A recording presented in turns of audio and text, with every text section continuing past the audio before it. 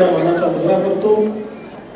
भारतीय राज्यघटनेचे शिल्पकार भारतरत्न डॉक्टर बाबासाहेब आंबेडकर यांना मानवंदना अर्पित करतो. आज नारी शक्ती वंदन महिला संमेलनाच्या निमित्ताने नारी शक्तीचा ओंकार असलेल्या जिजाऊ मासाहेब ज्यांची 350वी जयंती आपण साजरी करतो अशा महाराणी ताराराणी साहेब ज्यांनी उत्तम प्रशासन कसं असतं हे आपल्याला दाखवून दिलं आणि 300 वर्षापूर्वी ज्यांनी या देशाला एक महिला प्रशासक काय असू शकते हे दाखवलं ते पुण्यश्लोक अहिल्यादेवी होळकर. आणि त्यासोबत आधुनिक भारतामध्ये ज्यांनी स्त्री शिक्षणाची दारं ही महिलांकरता खुली केली त्या क्रांतिज्योती सावित्रीबाई फुले या सर्वांना आज मी वंदन करतो.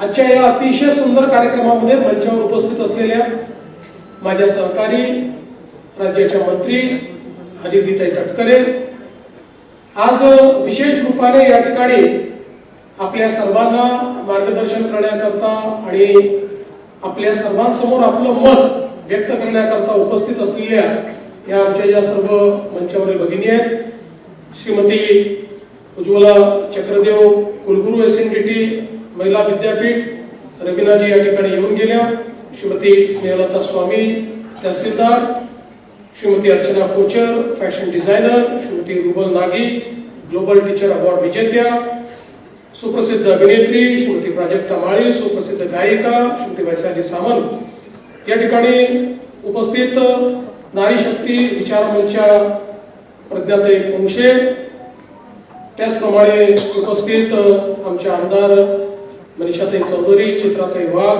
श्रीमती सना मलिक, अमित साटमजी, सर्वच मंचावरील आणि मंचासमोरील मान्यवर आणि उपस्थित भगिनी आणि बंधूंनो, आज मला अतिशय आनंद आहे की या देशामध्ये जी एक नवीन क्रांतीची सुरुवात होते त्या बिलाला समर्थन देण्याकरता समाजातल्या विविध क्षेत्रातल्या आमच्या ज्या सर्व महिला आहेत त्या या ठिकाणी उपस्थित झाल्या आणि त्यांनी या बिलाला समर्थन देत असताना आपलं मत देखील व्यक्त केलं.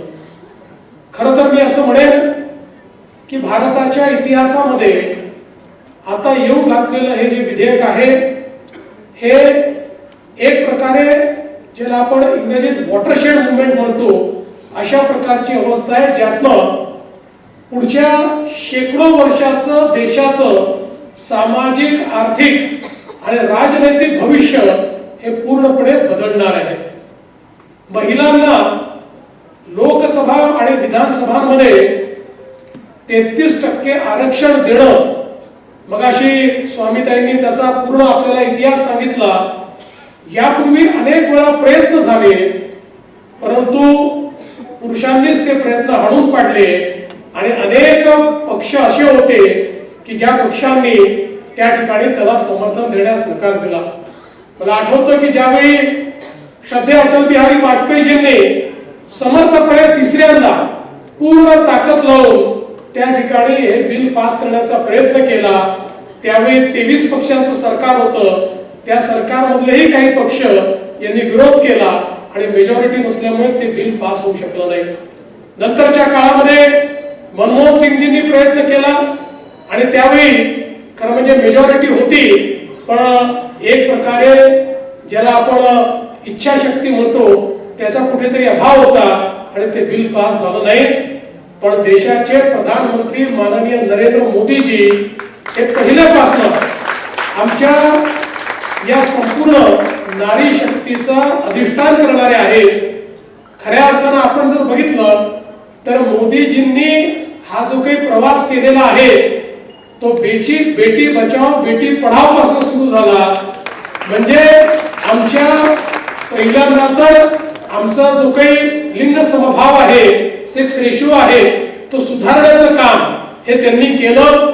अनेक राज्यांमध्ये तो इतका बिघडला होता आणि ज्या प्रकारे स्त्री भ्रूण हत्या आमच्या देशामध्ये सुरू होती त्याच्यावर मोठ्या प्रमाणात नियंत्रण आणून आणि आपल्या देशामध्ये जे काही लिंग गुणोत्तर आहे ते अत्यंत चांगल्या पद्धतीनं सुधारण्याचं काम हे बेटी बचावच्या माध्यमातून आणि त्यासोबत आमच्या महिलांना मुलींना शिक्षणाची योग्य संधी मिळाली पाहिजे याकरता बेटी पढाव अशा पद्धतीनं ही यात्रा त्यांनी आरंभ केली आणि आज ती बेटी बचाव बेटी पढाव पासून यात्रा ही लखपती दिदीपर्यंत पोहोचलेली आहे.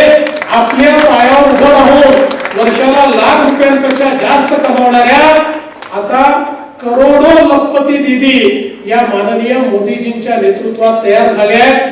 कारण मोदीजी नेहमी एक गोष्ट सांगतात की आपल्याला जर विकसित भारत करायचा असेल तर या भारतामध्ये 50% जी लोकसंख्या आहे ती जोपर्यंत देशाच्या आर्थिक विकासात योगदान देणार नाही जोपर्यंत त्या लोकसंख्येचं रूपांतर हे आपण मानव संसाधनात करणार नाही तोपर्यंत देश विकसित होऊ शकत नाही.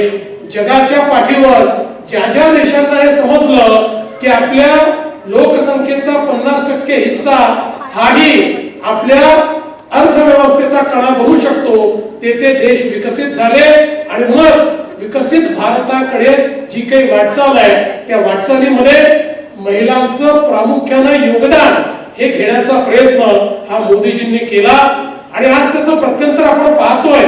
नवीन भारतामध्ये ज्या प्रकारे महिलांना संधी मिळत आहेत त्या देखील आपण पाहतोय. आज सकाळी मी नागपूर एम्स मध्ये होतो त्याचं कॉन्व्होकेशन होतं माननीय राष्ट्रपती महोदयांच्या हस्ते होतं. त्या ठिकाणी 8 गोल्ड मेडल होते त्यापैकी 6 गोल्ड मेडल हे आमच्या मुलींना मिळाले आणि आज आम्ही कुठल्याही युनिव्हर्सिटीच्या कॉन्व्होकेशन मध्ये जातो तर त्या ठिकाणी आमच्या मुलींनाच जास्त पुरस्कार मिळतात आणि मुलीच आज जास्त वेगाने पुढे जाताना आपल्याला पाहायला मिळतात. त्यामुळे आज सेना असो किंवा कुठलंही क्षेत्र असो स्पेसचं क्षेत्र असो सगळ्या क्षेत्रात भारतामध्ये महिलांना आणि मुलींना जी संधी मोदी साहेबांनी दिली त्यातनं एका नवीन भारताचं चित्र आज आपण पाहतो आणि कुठलं क्षेत्र आता असं नाही की ज्या क्षेत्रामध्ये आमच्या महिला अग्रसर नाहीत. खरं म्हणजे एक सिद्धांत नेहमी असतो की कोणाला जर पुढे येऊ द्यायचं नसेल तर त्या ठिकाणी त्यांना ते जमणारच नाही सांगायचं. आपण जगामध्ये बघितलेलं आहे संधी मिळाली तर प्रत्येक व्यक्ती स्वतःला साबित करू शकतो प्रूव्ह करू शकतो पण संधीच दिली नाही संधी नाकारायची आणि त्यानंतर तुम्ही हे करू शकणार नाही तुम्हाला हे जमणार नाही अशा पद्धतीनं सांगण्याची आता परिस्थिती ही भूतकाळ झालेली आहे. आता जिथे संधी द्याल तिथे आमच्या महिला या पुढे जाणारच आहे. आता त्यांना कोणी थांबवू शकत नाही आणि म्हणूनच आज आपण बघितलं मगाशी समीराजींनी सांगितलं महाराष्ट्रामध्ये आमचं सरकार आल्यावर पहिल्या महाराष्ट्राच्या मुख्य सचिव पहिल्या महाराष्ट्राच्या डीजीपी पहिल्या महाराष्ट्राच्या फॉरेस्ट चीफ पहिल्या मुंबई महानगरपालिकेच्या आयुक्त या सगळ्या पदांवर आज महिला आणि त्या काही आमच्या शिफारसीने नाही त्यांच्या सक्षमतेने त्या पदापर्यंत पोहोचल्या. आम्ही केवळ यापूर्वीही सक्षम महिला होत्या पण दुर्दैवाने त्यांना ती पदं नाकारली जायची. आता ते दालन खुलं झालं आणि ती पदं त्यांना मिळत आहेत आणि अतिशय उत्तम काम या सगळ्या आमच्या महिला अधिकारी करताना आपल्याला या ठिकाणी पाहायला मिळत आहे. आणि म्हणूनच आज खऱ्या अर्थानं आपण महानगरपालिका आणि जिल्हा परिषदांमध्ये महिलांना ज्यावेळी आरक्षण दिलं मला आजही आठवतं मी 92ला पहिल्यांदा नगरसेवक झालो ते पहिलं वर्ष होतं त्यावेळेस पहिल्यांदा महिलांना आरक्षण मिळालं होतं आणि त्या काळामध्ये परिस्थिती अशी होती की निवडून आलेल्या महिलांपैकी 90% महिलांचे नवरेच त्या ठिकाणी काम करताना दिसायचे आणि ते नगरसेविका पती म्हणून त्या ठिकाणी काम करायचे सरपंच पती म्हणून काम करायचे. एक नवीन डिग्री त्यांनी स्वतःकरता तयार केली होती. पण आज ज्यावेळी त्याच्यानंतर 5 वर्षांनी पुन्हा ज्यावेळेस मी महापौर झालो होतो त्यावेळी मी बघितलं परिस्थिती बदलली होती. 50% महिला सक्षमतेने काम करत होत्या आणि हे बदलता बदलता आज आपण पाहतोय क्वचितच 5, 7, 10% तेवढंही नाही, एक बोटावर मोजण्या इतक्या महिला अशा आपल्याला दिसतील की ज्यांचे पती हे पाठीमागून सगळ्या गोष्टी चालवतात, पण आज निवडून येणाऱ्या आमच्या महिला या सक्षमतेनं त्या ठिकाणी काम करत आहेत, वेगवेगळ्या पदांवर काम करत आहेत, स्वतःच्या भरोशावर निवडून येत आहेत.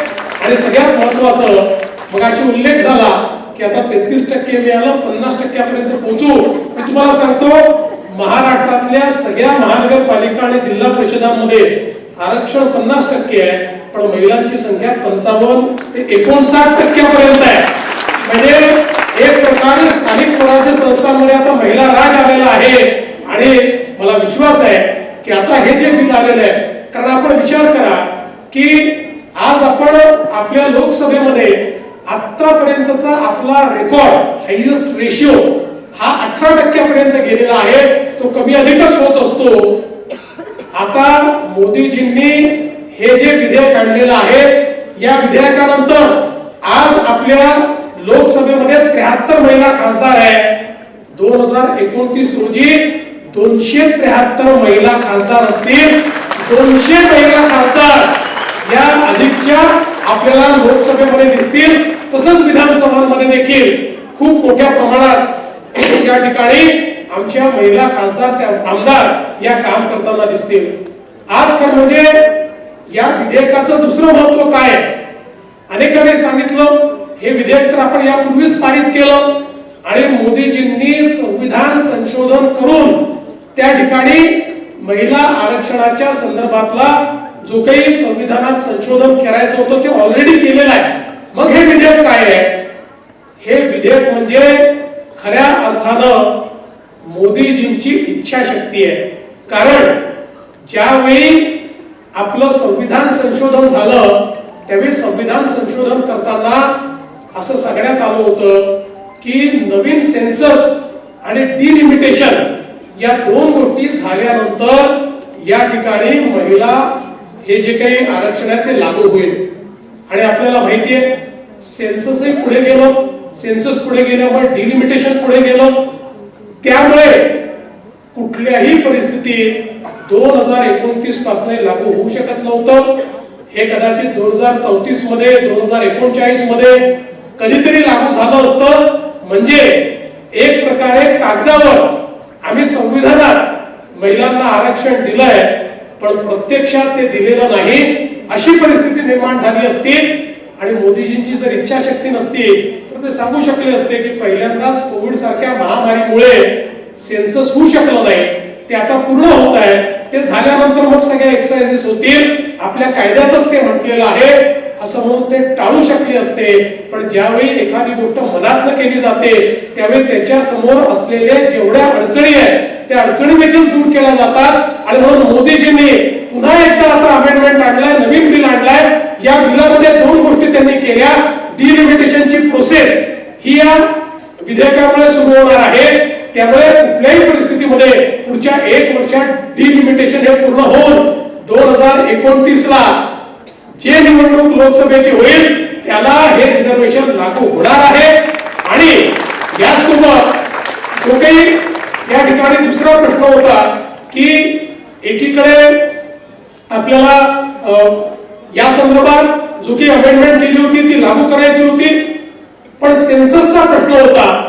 तर सेन्ससचा प्रश्न सोडवण्याकरता मोदीजींनी सांगितलं नवीन सेन्सस होऊ शकत नसेल तर हरकत नाही, 2011च्या सेन्ससवरच आता आम्ही डिलिमिटेशन करू. म्हणजे कोणीही 2029 करता थांबावं लागणार नाही, थांबणार नाही. 2029 मध्ये आपल्याला लागू करता येईल. आणि म्हणून या दोन अमेंडमेंटमुळे खऱ्या अर्थानं मोदीजींच्या इच्छाशक्तीमुळे जे कदाचित 10 वर्ष टळलं असतं ते आता पूर्ण होत आहे. आणि कुठल्याही परिस्थितीमध्ये 2029च्या लोकसभेमध्ये 273 महिला खासदार या आपल्याला पाहायला मिळतील. तुमच्या माहितीकरता सांगतो आज आता जी काही आपली खासदारांची संख्या आहे या खासदारांच्या संख्येमध्ये मेजॉरिटी करता 273 खासदार लागतात. आता तेवढ्याच महिला या आपल्या लोकसभेमध्ये आपल्याला त्या ठिकाणी पाहायला मिळतील. आणि म्हणून मला असं वाटतं की एक अत्यंत महत्वाचा अशा प्रकारचा हा एक हे पाऊल मोदीजींनी उचललेलं आहे. आणि आपल्याला एक याची कल्पना आहे की देशाचं सर्वोच्च स्थान जे आहे ते देशाची संसद आहे, राज्याच्या विधान परिषद विधानमंडळ आहे. या संसदेत आणि विधानमंडळामध्ये ज्यावेळी इतक्या मोठ्या प्रमाणात आमच्या महिला येतील, त्यातनं महिला नेतृत्व तयार होईल. आज आपण बघा 33% आरक्षण आलं तरी तुम्ही माझं म्हणणं हे या ठिकाणी लक्षात ठेवा आणि टिकून ठेवा. पहिल्याच निवडणुकीमध्ये तुम्हाला 40% महिला या खासदार म्हणून पाहायला मिळतील. कारण जिथे आरक्षण नाही तिथनंही आमच्या महिला निवडून येतात, त्या निवडून येतील. आणि म्हणून मला असं वाटतं की एक अत्यंत महत्वाचं जे सभागृह आहे, या सभागृहाचं नेतृत्व हे ज्या क्षणी महिलांना मिळेल, मला असं वाटतं या देशामध्ये त्यानंतर महिलांच्या विकासाला, महिलांच्या नेतृत्वाला कोणी थांबवू शकणार नाही. आणि निश्चितपणे विकसित भारताचं स्वप्न पूर्ण करण्याकरता जी काही आपली नारी शक्ती आपल्याला आवश्यक आहे, ती नारी शक्ती या रूपानं तिचा आविष्कार आपल्याला पाहायला मिळेल आणि आपला विकसित भारत आपण पूर्ण करू शकू. आणि म्हणूनच मोदीजींनी घेतलेली ही जी काही हे पाऊल आहे, याला समर्थन देणं आणि त्याकरता मोठ्या प्रमाणात जनमानस उभा करणं हे अत्यंत आवश्यक आहे. कारण आता काही लोक छुप्या पद्धतीनं त्याला विरोध करायला लागले आहेत. मग काय सांगतात, आमचा महिला आरक्षणाला विरोध नाहीये, पण डिलिमिटेशनला विरोध आहे. त्यांना माहितीये की या ठिकाणी हे डिलिमिटेशन झालं नाही तर महिला आरक्षण लागू होऊ शकत नाही. त्यामुळे असे जे लोक आहेत जे खऱ्या अर्थानं महिला विरोधी आहेत, त्यांचा बुरखा फाडण्याचं काम हे या सेशनच्या माध्यमातून, विधेयकाच्या माध्यमातून होणार आहे. आणि म्हणून मी देखील सगळ्या पक्षांच्या अध्यक्षांना महाराष्ट्रातल्या आणि सगळ्या मेंबर ऑफ पार्लमेंट, लोकसभा आणि विधानसभा, लोकसभा आणि राज्यसभेतल्या सगळ्या पक्षाच्या खासदारांना पत्र लिहून विनंती केलेली आहे की आपण या विधेयकाला पूर्ण पाठिंबा द्या. आणि आज मी पुन्हा एकदा जाहीरपणे म्हणतो की जो व्यक्ती या ठिकाणी या विचाराशी सहमत आहे की देशाच्या विकासामध्ये महिलांचा वाटा वाढवणं आणि महिलांच्या माध्यमातून विकसित भारत तयार करणं हे गरजेचं आहे, तो कुठल्याही पक्षाचा असो, अशा प्रत्येकाने मोदीजींना पाठिंबा दिला पाहिजे. अन्यथा मगाशी जे बोललं गेलं भाषणापुरतं या ठिकाणी सांगायचं की नारी सशक्त झाली पाहिजे आणि कृतीमध्ये मात्र त्या ठिकाणी अशा बिलांना विरोध करायचा, अशा प्रकारचं वर्तन बिलकुल चालणार नाही. हे देखील या समर्थनाच्या माध्यमातून आपल्या सगळ्यांना सांगायचं आहे. आणि म्हणून मी पुन्हा एकदा या मंचाने जे विचार व्यक्त केलेले आहेत, माझ्या या मंचावरच्या सर्व भगिनींचं मनापासून त्यांचे आभार मानतो की त्यांनी हे जे समर्थन दिलेलं आहे, आपलं समर्थन आम्ही मोदीजींपर्यंत पोहोचवू. आणि आपल्या समर्थनातनं आणि या ठिकाणी उपस्थित असलेल्या सगळ्या लाडक्या बहिणींच्या समर्थनातनं मोदीजींच्या मागे एक असं कवच उभं होईल की या विधेयकाला कोणीच थांबवू शकणार नाही. हे विधेयक पारित होईल आणि नारी शक्तीला सगळे मिळून बंधन करू, एवढाच विचार या ठिकाणी मांडतो आणि माझं बोलणं संपवतो. धन्यवाद. जय हिंद, जय महाराष्ट्र.